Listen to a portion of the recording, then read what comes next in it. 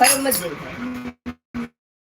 तू उसे कह दिया कि तोके हम आम मल में मिला था, हम अकेले आई सबो गड़ैया जीव ढकर पकड़ करे कि अकेले जाती अमल हम गरीब मनी का पकड़ से लड़का में झगड़ करे अपन गए सज धज के मंदिर में खड़ा भय रजवा आई।